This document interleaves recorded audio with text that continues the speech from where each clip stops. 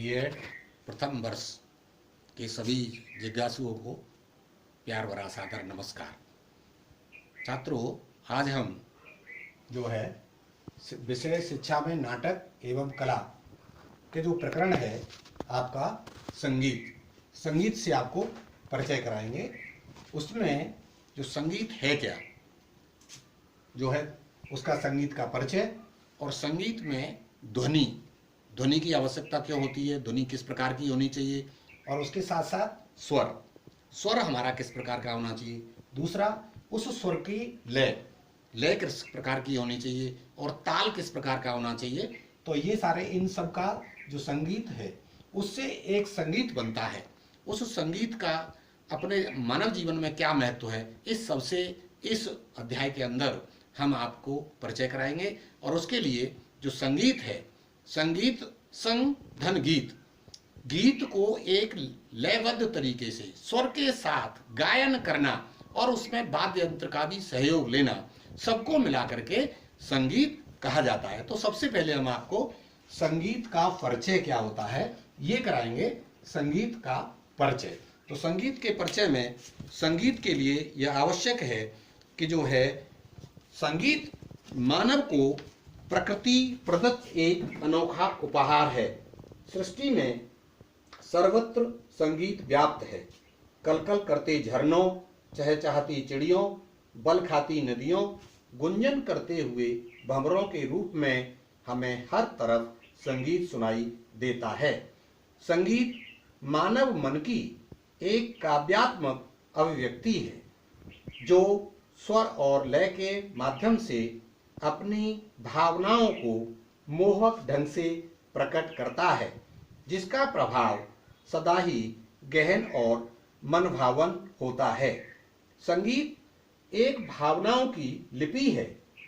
जो भावनाएं शब्दों की पकड़ में नहीं आती, वे संगीत के माध्यम से, गीत के माध्यम से सीधे अभिव्यक्त हो जाती हैं और व्यक्ति उन्हें बड़ी आसानी से समझ लेता है। संगीत को प्रमुख रूप से हम परिभाषित करते हैं तो उसके लिए कहा जाता है कि अंगभूत क्रियाएं, जिसमें आपका नृत्य वादन के साथ किया हुआ कार्य संगीत कहलाता है।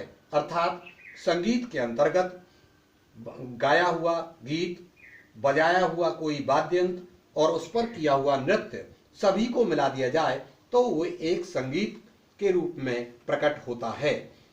अर्थात गायन वादन, इसमें किसी एक विद्वान पुरुष ने कहा है कि गीतम वाद्यम नृत्यम चत्र संगीत मुच्यते, नृत्यम वादनुंगे प्रोक्तम वाद्यम गीतानुवृत्ति च। अर्थात गायन, वादन और नृत्य, इन तीनों कलाओं के मेल को संगीत कहते हैं। संगीत में जो है एक गीत निर्धारित होता है, नृत्य वादन के अधीन है, वादन गायन के अधीन है, और एक दूसरे के अधीन होते हुए भी इन तीनों संगीतिक कलाओं का क्षेत्र एक दूसरे से भिन्न है तथा स्वतंत्र भी है, क्योंकि गायक अपने हृदय की भावनाओं को गायन द्वारा, वादक अपने वाद्य यंत्रों के द्वारा और नर्तक अपने शरीर द्वारा उस कला को प्रदर्शित करता है। संगीत वह ललित कला है जो स्वर, लय और ताल के माध्यम से कलाकार के मन के भावों को श्रोताओं तक पहुंचाती है। इसमें जो गायन है वो शास्त्रीय रूप, सुगम रूप और लोक संगीत के रूप में विकसित हो रहा है। साथ ही साथ वादन, एकल वादन, ऑर्केस्ट्रा, अनुगामी वादन, तीनों को रूप में विकसित हो रहा है। नृत्य में शास्त्रीय नृत्य, सुगम नृत्य और लोक नृत्य सभी को समाहित किया गया है। इसके बाद हम ये जानते हैं संगीत की उत्पत्ति कैसे हुई। संगीत की उत्पत्ति आरंभ में वेदों के निर्माता ब्रह्मा द्वारा की गई। ब्रह्मा ने यह कला शिव को प्रदान की। शिव जी ने जो है सरस्वती को प्रदान की, और सरस्वती को इसलिए वीणा पुस्तक धारिणी भी कहा जाता है, अर्थात स्वर की देवी। जो है सरस्वती को माना गया है। सरस्वती से ही जो ज्ञान है, जो संगीत है, वो नारद जी को प्राप्त हुआ। नारद जी से गंधर्वों को, किन्नरों को, अप्सराओं को संगीत की शिक्षा मिली और फिर इसके बाद जो है आगे ऋषि मुनियों ने संगीत को इस पृथ्वी लोक पर उतारा और वो इस संगीत के रूप में अवतरण हुए। नारद ने अनेक वर्षों तक योग साधना की, तब शिव ने प्रसन्न होकर उन्हें संगीत की कला प्रदान की थी। पार्वती की शयन मुद्रा को देखकर शिव ने उनके अंग प्रत्यंगों के आधार पर रुद्र वीणा बनाई और अपने पांचों मुखों से 5 रागों की उत्पत्ति की और छठा राग जो है वो पार्वती के मुख से उत्पन्न हुआ माना जाता है। सरस्वती ने वीणा, इंद्र तथा ब्रह्मा ने करताल बजाना प्रारंभ किया, लक्ष्मी ने गीत को प्रारंभ किया, विष्णु भगवान ने मृदंग को प्रारंभ किया। इस प्रकार संगीत जो है नृत्यमय हो गया और उसको देखने के लिए गंधर्व, यक्ष, सिद्ध और देवता, सब अप्सराएं सभी जो है इसके अंदर जो उपस्थित हुए, तो धीरे धीरे ये जो है पृथ्वी पर अवतरित होकर के आ गया। इसके बाद हम जो है चलो संगीत के परिचय के बाद अब हम जो है ध्वनि का संगीत में क्या महत्व है, ध्वनि से जो है कैसे जो है हम जो है संगीत को जो है अच्छा बना सकते हैं। ध्वनि देखे आप देखते हैं किसी भी दो वस्तुओं के टकराने से, पक्षियों के चहचहाने से ध्वनि उत्पन्न होती है, लेकिन एक ध्वनि ऐसी जो है जो कर्कश लगती है, जैसे कोयल बोलती है और कौवा भी बोलता है। कोयल की ध्वनि हमको बहुत अच्छी लगने लगती है और जो हमारा कौवा है उसकी ध्वनि अच्छी नहीं लगती। तो ध्वनि का भी संगीत में बहुत अच्छा महत्व है। उसके लिए जो ध्वनि है वो हम विभिन्न किसी प्रकार की भी आवाज जो हमें कानों से सुनाई पड़ती है उसको हम ध्वनि की संज्ञा देते हैं। जो कुछ भी हम सुनते हैं, जैसे हम पंखे की आवाज सुनते हैं, चिड़ियों की चहचहाट सुनते हैं, अन्य किसी भी प्रकार के जो है जो ध्वनि हमको कानों से अच्छी लगने लगती है, कानों को मधुर लगती है, अच्छी लगती है, वही ध्वनि हमारी संगीतमय ध्वनि कहलाती है। ध्वनि की उत्पत्ति जो होती है वो कंपन से होती है। किसी भी वस्तु में जब कंपन होता है तो ध्वनि उत्पन्न होती है। जैसे तारों में जब हम कंपन करते हैं, कोई जैसे बीड़ा है, बीड़ा के तारों को हिलाते हैं तो ध्वनि उत्पन्न होती है। तो और जब तबला या ढोलक हम बजाते हैं तो उसमें ध्वनि उत्पन्न होती है और वो ध्वनि जो है हमारी शहनाई जब बजती है तब भी उत्पन्न होती है। इस प्रकार की ध्वनि, अगर इसी ध्वनि को हम एक सुव्यवस्थित कर दिया जाए और सुव्यवस्थित यदि ध्वनि हो जाती है तो वो जो है संगीत में हो जाती है। जो ध्वनियां कानों को अधिक प्रिय लगती हैं वे संगीत की श्रेणी में आती हैं। इसलिए जो है संगीत जो है एक ऐसा विषय वस्तु जो स्वर को जो है महत्व देता है। स्वर के बाद जो है अपना तीसरा जो बिंदु है हमारा ध्वनि के बाद, ध्वनि आपने उत्पन्न कर दी, लेकिन उस ध्वनि को हम कैसे व्यवस्थित करें, उसके साथ स्वर कैसा हो। मान लीजिए एक कोई भी व्यक्ति है बहुत तेज स्वर में बोलता है और तेज वहां बोलने की आवश्यकता नहीं है, तो उसका जो स्वर है वो कर्कश लगने लगता है। लेकिन वही स्वर अगर मधुर रूप में व्यक्त किया जाए, अच्छा लगने वाला स्वर बोला जाए, जहां अधिक बोलने की जरूरत है, जहां तेज ध्वनि की जरूरत है वहां तेज बोलना है, जहां कम स्वर की जरूरत है वहां कम स्वर करना है, तो इस तरह से स्वर का अपना संगीत के अंदर विशेष महत्व है।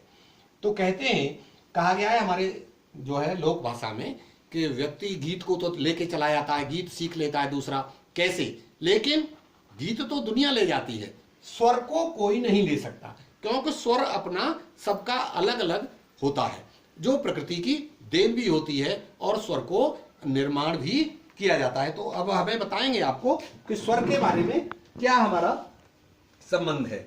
लगातार कंपन व नियमित आवृत्ति द्वारा उत्पन्न ऐसी ध्वनि जो हमारो कर्णों को बहुत अच्छी लगती है, उसको हम उस ध्वनि को हम स्वर की संज्ञा देते हैं। स्वर के बिना संगीत की कल्पना करना मिथ्या है। जो हमारे स्वर हैं, आपने देखा होगा कि जो है हमारा हारमोनियम होता है, हारमोनियम के अंतर्गत 7 स्वर निकलते हैं और वो 7 स्वर, उनकी जो ध्वनि है वो अलग अलग होती है। तो देखिए, जो स्वर अलग अलग निकल रहे हैं, उन स्वरों को हम जो है, वैसे स्वर 12 होते हैं, लेकिन 7 स्वर जो उसके मधुर स्वर हैं, जिनको हम जो है शुद्ध स्वर की संज्ञा देते हैं, वो प्रमुख रूप से हैं सा रे गा मा पा धा नी। सा रे गा मा पा धा नी, सा रे गा मा पा धा नी। तो ये हमारे स्वर जो है शुद्ध स्वर कहलाते हैं। इसके अतिरिक्त जो 5 स्वर हैं वो हमारे विकृत स्वर कहलाते हैं। और विकृत स्वरों में 5 स्वर जो आते हैं वो ऐसे विकृत होते हैं कि उन स्वरों की जो आवृत्ति है, जो उनकी जो कहने की स्थिति है, वो कानों को अच्छी नहीं लगती।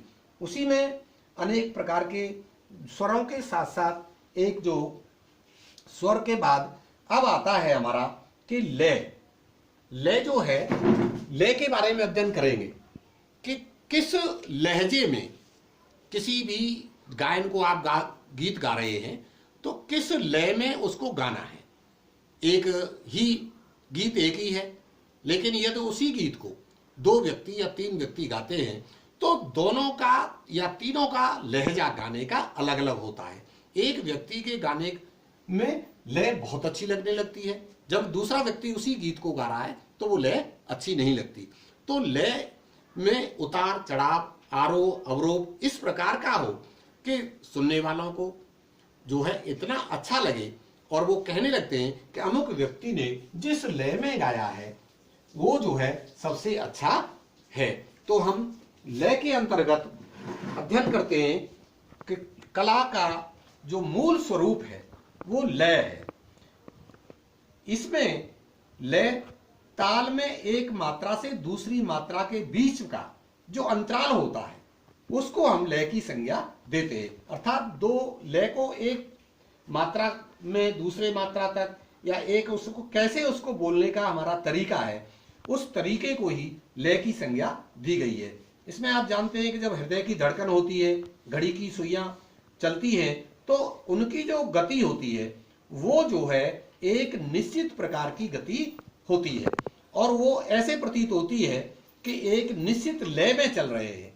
आपने देखा होगा कि जब एक ही प्रकार की लय लगातार बहती रहती है तो उसके अंतर्गत हम जो है उस लय को अच्छा लगने लगता है और उस लय को भी कैसे प्रदर्शित किया जाए, कैसे उसको दिखाया जाए, उसके बाद आता है कि जो लय आपने तैयार कर ली और इसके बाद आता है ताल। अब किस ताल स्वर के साथ संगीत को सजाया जा रहा है, उसमें देखा होगा प्रमुख रूप से आपने देखा है कि जो है लय के बाद हमारा ताल आता है। ताल में आप देखते हैं किसी भी स्थिति में जो ताल है, जैसे मान लिए आपने देखा होगा जो बच्चों की विद्यालय में पीटी या परेड होती है, तो 26 जनवरी का कार्यक्रम आपने देखा होगा, 15 अगस्त का कार्यक्रम आपने देखा होगा। वहाँ जो है डिफेंस के जो लोग होते हैं, मिलिट्री वाले जो लोग होते हैं, उनका जो पीटी का ताल है, उनके कदमों की कदम ताल है, वो एक साथ कदम का जाना, एक साथ कदम का आना, ऐसा वो जो है ताल उत्पन्न करते हैं को अच्छा लगने लगता है। और यदि वही ताल हमारा कोई पैर कभी मार रहा हो, कोई कभी पैर को चला रहा हो, तो वो जो है ताल जो है अलग अलग हो जाता है, तो वो संगीत की श्रेणी में नहीं आता। लेकिन जब कदम ताल एक साथ होती है, ठक ठक ठक, तो ऐसा लगता है जैसे एक संगीत उत्पन्न हो रहा है। तो संगीत के लिए एक ताल जो है बड़ा ही महत्वपूर्ण बिंदु है, जो इसके लिए बहुत आवश्यक है। तो नाट्य शास्त्र के रचयिता जो हमारे भरत मुनि हैं, उन्होंने समय को नापने का जो साधन बताया है वो ताल के अंतर्गत आता है। ठीक उसी प्रकार जो है जिस प्रकार से व्याकरण में भाषा की जरूरत होती है, ठीक उसी प्रकार जो है हमारे जो है संगीत में ताल की आवश्यकता होती है। गाने बजाने और नृत्य की शोभा ताल से ही होती है। बिना ताल के जो है कोई भी संगीत मधुर नहीं लग सकता। ताल जो है दादरा ताल, कहरवा ताल, त्रिताल, इस प्रकार से अनेकों ताल हैं जो हमारे उसमें जो है सिखाए जाते हैं। तो यहाँ जो है आवाज में एकता, एक रूपता, कोई भी कार्य हम करते हैं उस कार्य में एक रूपता है, एक साथ है। और जैसे बैंड बाजा बज रहा है, बैंड बाजे में 10 लोग होते हैं और 10 लोग भी अलग अलग, एक व्यक्ति जो है अलग बाजा बजा रहा है, दूसरा व्यक्ति अलग बाजा बजा रहा है, तीसरा व्यक्ति अलग बजा रहा है, तो वो बाजा अलग अलग, उसमें कुछ भी हमको सुनाई नहीं देता। ऐसा लग रहा है कि ये तो कुछ बोल ही नहीं रहे, बता ही नहीं रहे हैं, कोई संगीत ही नहीं निकाल रहे हैं, उसमें कोई गीत नहीं निकल रहा है। और वही बैंड बाजा यदि एक साथ सभी मिलकर के एक साथ बजाते हैं, एक जैसी आवाज निकालते हैं, एक जैसा स्वर निकालते हैं, तो उनका ताल एकदम फिट फॉर होता है, जिससे जो है वो संगीत का रूप धारण कर लेता है। तो ताल भी संगीत का एक प्रमुख रूप है और उसके लिए जो है ये प्रमुख चीजें हैं आपने। और उसमें हम जो है अब आपको जो ताल और स्वर जो है हमारा लय है उसके बारे में एक चीज बताएंगे। मैं आपको उसके लिए एक उदाहरण दूंगा। चलो अभी देखिए, जो हम आपको ध्वनि, स्वर और लय, ताल इसको बता रहे थे, तो इसमें एक उदाहरण मैं आपके सामने पेश करता हूं कि जो हमारा स्वर है, जो हमारी ध्वनि है, जो हमारा ताल है, उसमें एक तो हम धीमे स्वर में गाना, और धीमे स्वर के लिए उस जो गति है वो जो है एक धीमी, एक मध्यम, और एक होती है तेज गति से गाना। जैसे जो भरा नहीं है भावों से बहती जिसमें रसधार नहीं, वह हृदय नहीं, वह पत्थर है जिसमें स्वदेश का प्यार नहीं। ये हमारी मध्यम गति है। अगर इसी को थोड़ा सा और जो है जल्दी जल्दी शब्दों को दोहराते हैं, जो भरा नहीं है भावों से बहती जिसमें रसधार नहीं, वह हृदय नहीं, वह पत्थर है जिसमें स्वदेश का प्यार नहीं, तो उसमें दोनों में स्वर का अंतर आता है। अब तीसरा मान लिए, जो भरा नहीं है भावों से बहती जिसमें रसधार नहीं, वह हृदय नहीं, वह पत्थर है जिसमें स्वदेश का प्यार नहीं। तो तीनों उदाहरण में जो है अलग अलग आपको नजर आता है, सबकी अलग, सबकी गति अलग, सबका लय अलग। तो इस स्वर और ध्वनि से हमारे संगीत की पहचान की जाती है। इसके बाद हम आते हैं कि संगीत का हमारे जीवन में महत्व क्या है।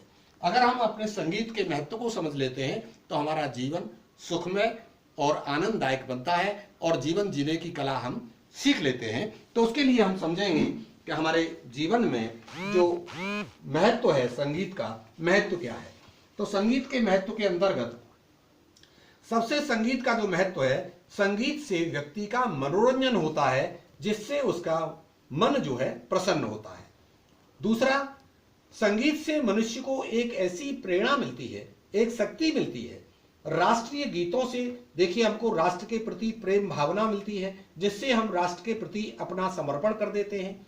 संगीत सुनने के बाद हमारा मन प्रसन्न हो जाता है और हम अपने कार्यों को ठीक प्रकार से कर पाते हैं, शांत हो जाते हैं, हमें शांति मिलती है। जीवन को ऊंचा उठाने के लिए संगीत एक उपयुक्त साधन है। साथ ही साथ मानसिक रोगियों के उपचार के लिए हम संगीत का प्रयोग करते हैं। इसके साथ साथ मनुष्य ही नहीं, जानवर, पशु, पक्षी भी संगीत से प्रभावित होते हैं। ऐसा संसार में कोई व्यक्ति नहीं जो संगीत से प्रभावित न हो। संगीत से हमारी शारीरिक शक्ति भी बढ़ती है, शरीर स्वस्थ रहता है, अच्छा रहता है, फेफड़े मजबूत होते हैं और नृत्य करने से हमारा शरीर जो है सौष्ठव, मजबूत और स्वस्थ बनता है। सामाजिक और धार्मिक त्योहारों में भी त्योहारों को हम सुखद बनाने के लिए, आनंददायक बनाने के लिए संगीत का सहारा लेते हैं और विभिन्न प्रकार के संगीत हमारे जो है समाज में व्याप्त हैं। एक प्रकार से कहा जाए कि संगीत में जो है बालक का सर्वांगीण विकास जो है किया जा सकता है। तो यह एक बहुत ही महत्वपूर्ण चीज है कि हाँ, जिसके जीवन में संगीत नहीं है उसका जीवन नीरस है। इसलिए प्रत्येक व्यक्ति के जीवन में जो है संगीत होना चाहिए। जिसके जीवन में संगीत है वह व्यक्ति आनंददायक बड़े आराम से अपने जीवन को व्यतीत कर सकता है और अपने जीवन में सुखी रह सकता है। तो प्रत्येक व्यक्ति को संगीत का सहारा लेकर के अपने जीवन को आनंददायक और सुखपूर्वक जीने की कला को सीखना चाहिए। थैंक्स वेरी मच, बहुत बहुत धन्यवाद।